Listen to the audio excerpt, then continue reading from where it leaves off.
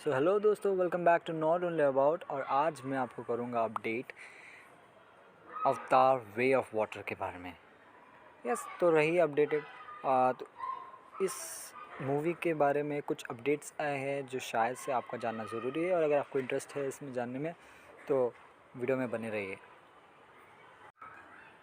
तो सबसे पहली खबर, अवतार way of back water south Indian theatres के ओनर्स रिफ्यूज़ कर रहे हैं कि इसे फिल्म करें। वो कह रहे हैं कि ये मूवी एक विन विन सिचुएशन नहीं है। अब इसका कारण क्या दिया गया है कि ये है कि ये बताया जा रहा है कि अवतार के मेकर्स ने 70% का प्रॉफिट मांगा है थिएटर ओनर्स से, जिसे वो कह रहे हैं कि ये एक विन विन सिचुएशन बिल्कुल नहीं लग रहा है। अब यानी कि अगर मैं इसे अच्छे से एक्सप्लेन करूँ तो थिएटर ओनर्स यानी कि साउथ इंडियन थिएटर ओनर्स ये कह रहे हैं कि 70% प्रॉफिट अगर अवतार फिल्म मेकर्स ही ले लेंगे तो फिर हमारे पास क्या बचेगा। तो मैं आपको अच्छे से एक्सप्लेन कर दूँ। अब जो 30% प्रॉफिट अभी जो अर्न करेंगे ये जो साउथ फिल्म मेकर यानी थिएटर इंडस्ट्री वाले हैं, इन्हें उस 30% में ही सैलरी देनी होती है। उसी 30% में इन्हें अपना इलेक्ट्रिसिटी बिल, मेंटेनेंस और सारे एक्सपेंसेस करने पड़ते हैं। और उतने सारे जो एक्सपेंडिचर है उसके बाद जो अगर इनके पास प्रॉफिट बचेगा वो ना के बराबर ही होगा।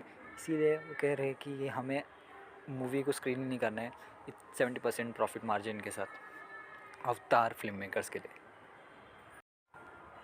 तो फिर अगली खबर है कि अवतार 2 बॉक्स ऑफिस यानी डोमेस्टिक में 50% का ड्रॉप देखा है ऑन इट्स फर्स्ट मंडे। जी हाँ, 50% का ड्रॉप देखा है। बट अगर जो लोग सोच रहे हैं कि क्या ये बहुत बुरा है, तो मैं कहूँगा कि ये उतना भी बुरा भी नहीं है और उतना भी अच्छा भी नहीं है, क्योंकि अवतार पार्ट 1 ने भी कुछ ज़्यादा कमाई नहीं की थी। सिर्फ 77 मिलियन की थी फर्स्ट वीक में, यानी फर्स्ट वीकेंड में। और इसलिए हम ये उम्मीद करेंगे कि ये मूवी धीरे धीरे कमाएगी, क्योंकि अवतार की फ़र्स्ट मूवी ही पूरे 34 वीक्स तक चली थी। तो अगर ये मूवी उसकी आधी भी चली तो एक बहुत बड़े अमाउंट में अर्निंग कर सकती है। बट ये देखना ये है कि क्या ये मूवी 2.9 बिलियन क्रॉस पर कर पाएगी, क्या ये मूवी 3 बिलियन टच कर पाएगी।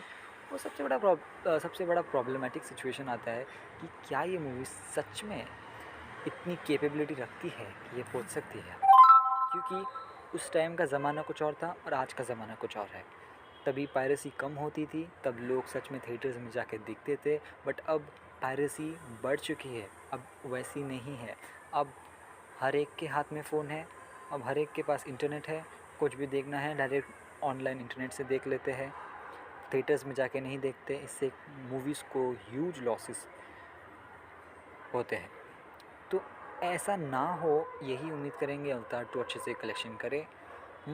तो पर जो अगली खबर है वो बहुत ही बुरी हो सकती है अवतार के फिल्म मेकर्स के लिए, क्योंकि ये खबर है बॉयकॉट के लिए। जी हाँ, आपने सही सुना।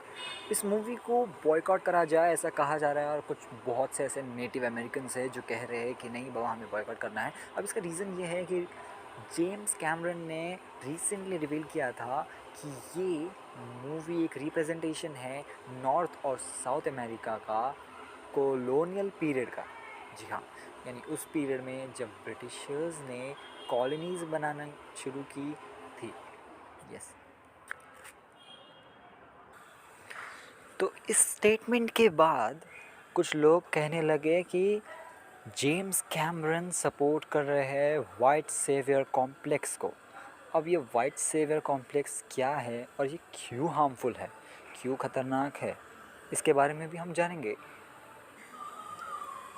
अब जो ये वाइट सेवियर कॉम्प्लेक्स है, यानी कि समझ लीजिए आप किसी की मदद कर रहे हैं किसी भी एक डिज़ास्टर सिचुएशन में, या फिर किसी भी एक प्रॉब्लमेटिक सिचुएशन में, फिर किसी भी एक ऐसी सिचुएशन में जिसमें आप हेल्प कर सकते हो। बट अगर आप ये सोच कर हेल्प कर रहे हो कि मैं किसी गोरे की मदद कर रहा हूँ, मैं किसी काले की मदद कर रहा हूँ, मैं किसी स्किन डिजीज़्ड वाले पर्सन की मदद कर रहा हूँ, तब ये सिचुएशन में आप उनकी मदद नहीं कर रहे, आप अपने आप को अच्छा दिलाने के लिए आप ये सोच रहे हैं कि देख, मैंने एक गोरे आदमी की मदद की, मैंने एक काले आदमी की मदद की, मैंने एक स्किन डिजीज़्ड पर्सन की मदद की। इसे कहते हैं वाइट सेवियर कॉम्प्लेक्स। तो उससे पहले मैं ये भी बता देता हूँ आपको कि वाइट सेवियर कॉम्प्लेक्स एक और नाम से जाना जाता है, यानी कि वाइट सेवियरिज्म। ये वाइट सेवियरिज्म क्या है? ये एक आइडियोलॉजी है जो सफ़ेद इंसान यानी कि सफ़ेद मनुष्यों को एक ऐसी पोजीशन में रखती है जो एक बहुत ही ऊंचे दर्जे की हो। तो जब ऐसे लोग मदद करने की कोशिश करती है उन लोगों को जो ब्लैक है, जिन्हें कोई स्किन डिजीज़ है, ऐसे टाइप के लोगों को जब एक मदद करती है, कोई एक पर्सन मदद करता है या फिर एक पर्सन किसी कम्युनिटी को ही मदद करता है, तब तब इसे कुछ लोग, कॉम्प्लेक्स लोग समझते हैं कि ये कोई कारण से करता होगा, ये कोई दिखावे के लिए करता होगा। उन्हें बुरा लगता है कि इन लोग, मतलब अभी जो ब्लैक पीपल है, इसको जो अलग स्किन के पीपल्स है, अलग रेस के है, उन्हें ऐसा लगता है कि इन लोग उनको कुछ जताने के लिए मदद कर रहे हैं कि तुम हमसे कम हो, तुम्हारे पास वो नहीं है जो हमारे पास है, हम तुम्हारी मदद कर रहे हैं, यानी कि हम ऊंचे दर्जे के ही है, तुम्हें हमारी मदद ज़रूरत पड़ेगी। इस बारे में ये बात करती है। तो फिर आज की न्यूज़ अपडेट्स इतनी ही। और अब जो ये सिचुएशन हुआ है बॉयकॉट का, क्या ये खतरा है अवतार वे ऑफ वाटर के लिए, बॉक्स ऑफिस में अर्न करने के लिए? तो मेरे ख्याल से तो नहीं। जी हाँ, ये एक ज़रा सा इम्पैक्ट दे सकता है, बट अभी ये सिचुएशन थोड़ी ठंडे सिचुएशन में है। ये सिचुएशन अभी ना ही बहुत बड़ा है, ना ही बहुत छोटा। ये एक छोटे से सिचुएशन में है। ये बहुत बड़ा प्रॉब्लम तो क्रिएट नहीं कर रहा है अभी, बट अगर आगे जाकर किया तो बॉक्स ऑफिस में ज़रूर कुछ प्रॉब्लम आ सकती है। अभी के लिए तो मैं कहूँगा कि बहुत ही कम गिरावट आ सकती है इस सिचुएशन की वजह से। ठीक है, तो अवतार वे ऑफ वाटर का रिलीज़ होके 6 दिन पूरे हो चुके हैं। तो अब इन 6 दिनों में इसने बहुत अर्निंग कर ली है। इसने अपने फर्स्ट वीकेंड में ही 1500 करोड़ की अर्निंग की थी और इंडिया में ही 100 करोड़ क्रॉस किए थे। तो अवतार मूवी क्या अपनी बॉक्स ऑफिस को बीट कर पाएगी, वो देखना पड़ेगा। क्या मूवी 3 बिलियन पार कर पाएगी, वो देखना पड़ेगा। तो तब तक मैं आपको बता देता हूँ कि ये जो एक्टर आपको दिख रहे हैं, यही एक्टर प्ले करते हैं अवतार में। जी हाँ, ऐसे देखने में अलग लगते हैं और यहाँ CGI यानी कि जो मोशन कैप्चर सूट पहनने के बाद, जो उनके ऊपर इफेक्ट्स डालने के बाद, ये कैरेक्टर एकदम टोटली डिफरेंट दिखता है। ऐसा लगेगा ही नहीं कि ये एक्टर इस कैरेक्टर को प्ले कर रहे हैं। तो मैं आपको पहले ही बताता हूँ, अब ये जो एक्टर है, इनका नाम जोई है। इन्होंने गार्डियंस ऑफ द गैलेक्सी में गमोरा का भी प्ले किया है role. Guardians of the Galaxy और मार्वल सिनेमैटिक यूनिवर्स में भी एक्टिवली पार्टिसिपेट किया है इन्होंने।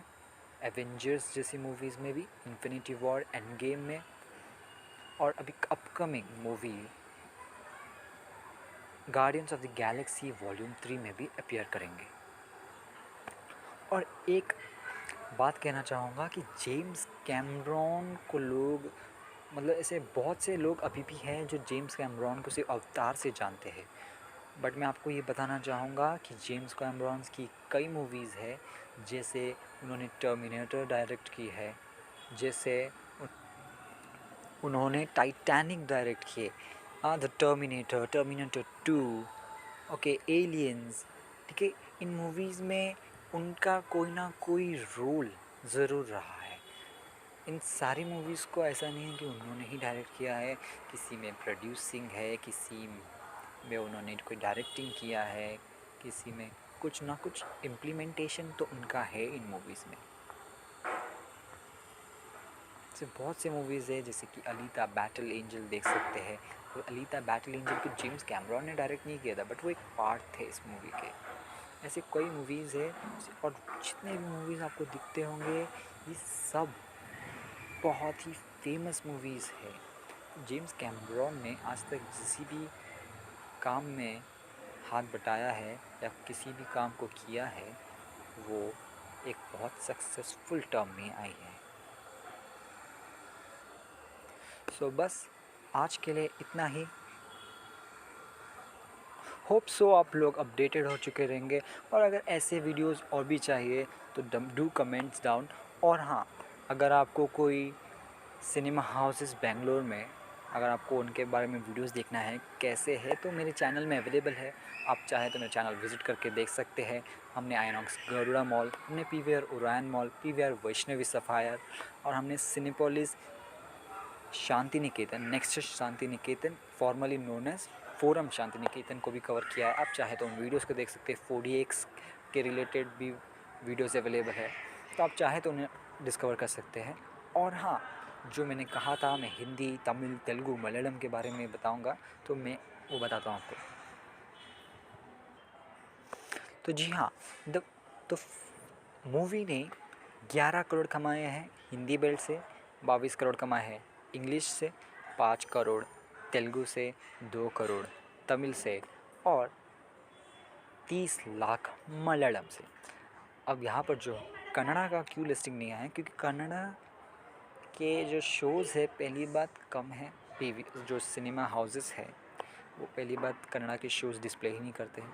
कर रहे हैं तो दिन में एक शो 3D में, और अगर वो भी कर रहे हैं तो उसमें कोई देखता नहीं। यस जी हाँ, मैंने ही ऑब्ज़र्व किया है। जो बेंगलोर के लोग हैं वो लोग मूवीज़ को इंग्लिश में देखना प्रेफर करते हैं। मतलब मैं ये नहीं कहूँगा इंग्लिश में, वो प्रेफर करते हैं मूवी को रीजनल लैंग्वेज में देखना। तो इसीलिए कन्नड़ा के हमेशा कम ही बॉक्स ऑफिस कलेक्शन होते हैं, और सिमिलरली मलयालम भी है।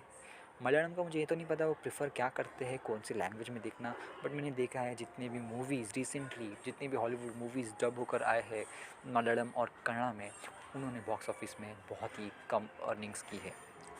तो मैं ये तो ये कहूँगा कि ऑडियंस ज़रा समझो, इम्पोर्टेंस दो कि बाबा मूवी डब हो रही है आपकी लैंग्वेज में और आप देखते नहीं।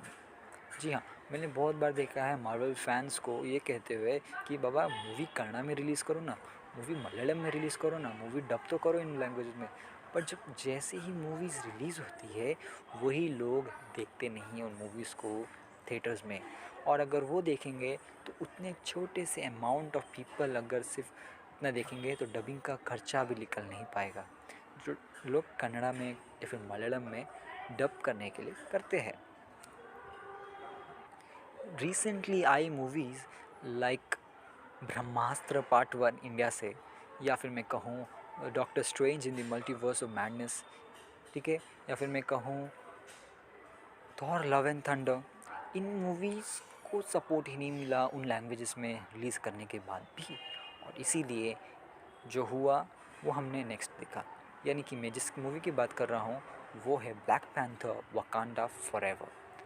अब ये जो ब्लैक पैंथर वकांडा फॉरएवर है, इसमें आपने एक नोट किया रहेगा, इस मूवी का टीज़र जो आया था वो कन्नड़ा में अवेलेबल था, बट जब इस मूवी का ट्रेलर आया वो कन्नड़ा में अवेलेबल नहीं था। I think so similarly Malayalam के लिए भी यही केस है, बट अभी मुझे याद नहीं कि मलयालम में रिलीज़ किया गया इस मूवी को या नहीं, बट कन्नड़ा में नहीं किया गया। मतलब मार्वल स्टूडियोज़ की तरफ से, यानी या फिर मैं कहूँ मार्वल इंडिया के तरफ से फर्स्ट डिसीजन तो यही था कि इस मूवी को हम कन्नड़ा में डब करेंगे, बट शायद से बाद में प्रोडक्शन हाउस ने ये देखा कि कोई भी इन लैंग्वेजेस में मूवी देख ही नहीं रहा है। जैसे कि आप यहाँ पर ही देख सकते हैं अवतार का हिंदी बेल्ट ने 11 करोड़ कमाया है, और मैं कहूँगा ये बहुत ज़्यादा है। हिंदी बेल्ट बहुत अच्छे से कमा रहा है। अब ये जो 22 करोड़ इंग्लिश के लिए है, इंग्लिश भले ही हिंदी से ज़्यादा है, बट आपको ये भी देखना पड़ेगा कि हिंदी ऑडियंस ज़्यादा है। अब जो साउथ इंडियंस इंग्लिश प्रेफर करते हैं वो इंग्लिश में देखते हैं, ठीक है। अगर कोई असम में रहता है, अगर कोई कश्मीर में रहता है, हाँ कश्मीर से याद आया, कश्मीर में रिसेंटली 1 या 2 महीने पहले एक मल्टीप्लेक्स ओपन हुआ है आइनॉक्स की तरफ से। तो अगर वहाँ पर देखना है, वो पंजाब के लोग देखने हैं तो वो लोग पंजाबी लोग क्या करेंगे, इंग्लिश में देखेंगे या फिर हिंदी में देखेंगे। तो majority of India English prefer करता है, क्योंकि बहुत से लोगों को हिंदी नहीं आती और वो बहुत से लोग साउथ इंडिया से आते हैं। तो उन लोग या तो प्रेफर करेंगे इंग्लिश में देखने या फिर प्रेफर करेंगे अपनी लैंग्वेज में देखने, यानी कि तेलंगाना वाले लोग या आंध्र प्रदेश वाले लोग जो देखेंगे तेलुगु में, या फिर वो तमिलनाडु वाले लोग हो जो देखेंगे तमिल में। और मैं कहूँगा ये अपने लैंग्वेजेस को सपोर्ट करते हैं, ये अपने लैंग्वेज में ही मूवी देखते हैं, उसी लैंग्वेज में इंजॉय करते हैं। अब ये नहीं मैं कह रहा हूँ कि जो मलयालम ऑडियंस है और कन्नड़ा ऑडियंस है गलत है, नहीं ऐसा नहीं कह रहा, बट फिर भी हमें ये देखना होता है कि अगर कोई मूवी आ रही है तो एटलीस्ट उसको चांस दो, एटलीस्ट ये देखो कि क्या उसकी डबिंग अच्छी है।